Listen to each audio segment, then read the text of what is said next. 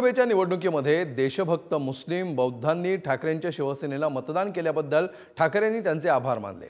तर ठाकरेंच्या शिवसेनेच्या प्रचारामध्ये कुठले झेंडे नाचवण्यात आले असा सवाल शिंदेंनी केलाय। गेल्या आठवड्यात आपली महाविकास आघाडीची एक पत्रकार परिषद झाली। सगळे आपले घटक पक्ष सोबत होते, काँग्रेस होती, राष्ट्रवादी, इतर सर्वच। त्याच वेळेला मी सर्वांना धन्यवाद दिलेच आहे, पण आज पुन्हा एकदा शिवसेनेच्या वतीने ज्या ज्या देशभक्तांनी महाविकास आघाडीला आणि शिवसेनेला मतदान केलं, आशीर्वाद दिले, त्या सर्वांना, म्हणजे त्याच्यात माझे मराठी आलेच, हिंदू आलेच, दलितही आले, बौद्धही आले, मुसलमानही आले, ख्रिश्चनही आले, शीख सुद्धा आले, सर्व देशभक्तांना मी पासून धन्यवाद देतोय। उबाटाच्या मिरवणुका आपण पाहिल्या, उबाटाच्या मिरवणुका पाहिल्या का? निवडणूक प्रचारात झेंडे बघितले? पाकिस्तानचे हिरवे झेंडे फडकत होते,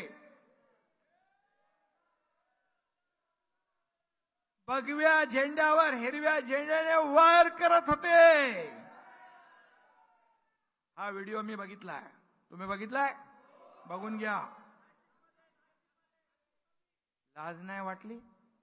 मतांसाठी किती लाचार व्हाल, किती लाचारी पत्कराल।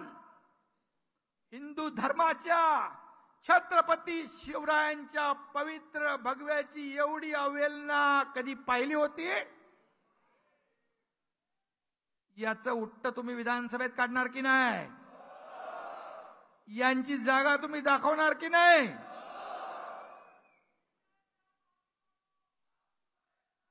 इक्बाल मुसा सारखे दुश्मन, या देशाचे बॉम्बस्फोट मधले आरोपी यांच्या प्रचारात होते। त्याची दुसरी खबर काय होती? कोण तो बॉम्बस्फोटातला आरोपी? याकूब मेमन। त्याचं उदात्तीकरण तुम्ही केलं, त्याचे कार्यकर्ते तुमच्या ऑफिसमध्ये फिरत होते। मतांसाठी पाकिस्तानच्या कसाबला तुम्ही डोक्यावर घेतलं आणि तुम्ही म्हणू लागलात काय आपले ते साळसकर, कामटे आणि ओंबळे, करकरे, एक गोळी, कसाबच्या गोळीने ते शहीद झाले की नाही याच्यावर शंका उत्पन्न करता?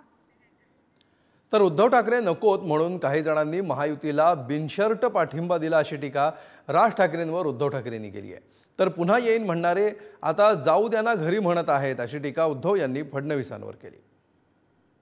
काही जणांनी केवळ उद्धव ठाकरे नको म्हणून त्यांना बिनशर्त पाठिंबा दिला।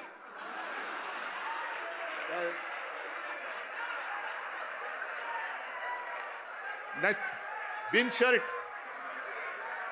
अरे उघड पाठिंबा म्हणजे बिनशर्त।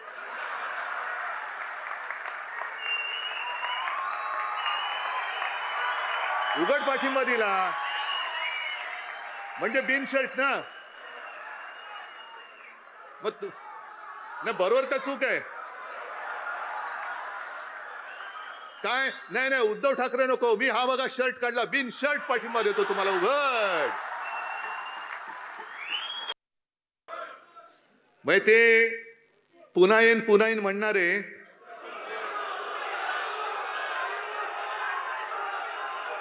आता काय म्हणतात माहितीये? जाऊ द्या ना घरी, आता वाजवले ना 12,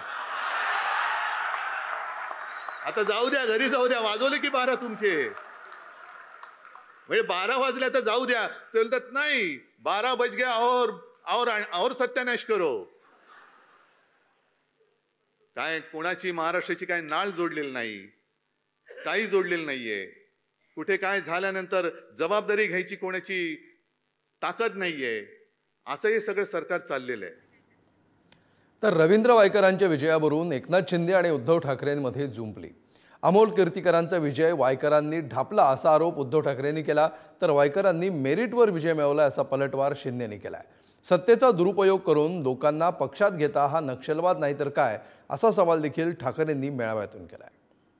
आमच्या कार्यकर्त्यांच्या घरी तुम्ही ED, income tax, CBI, police पाठवता, एक गद्दार जो अमोल तुझ्या इकडे ज्यांनी विजय ढापला तो स्वतः निर्लज्जपणाने सांगतोय की काय करू, माझ्यासमोर मार्गच नव्हता, एक तर तुरुंगात जा नाही तर आमच्याकडे या.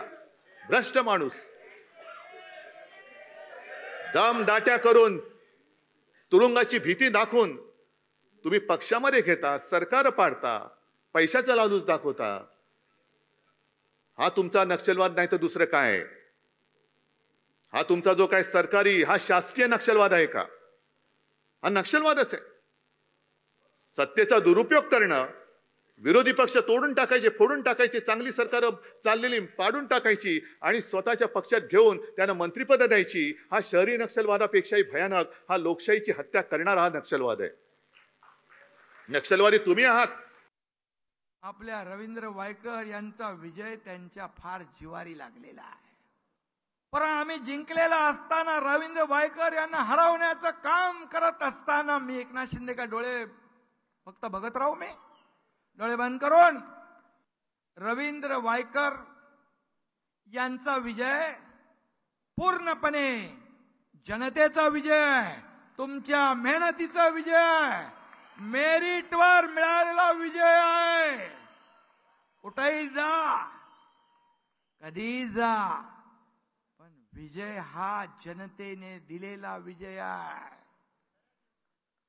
खऱ्या शिवसेनेचा विजय आहे.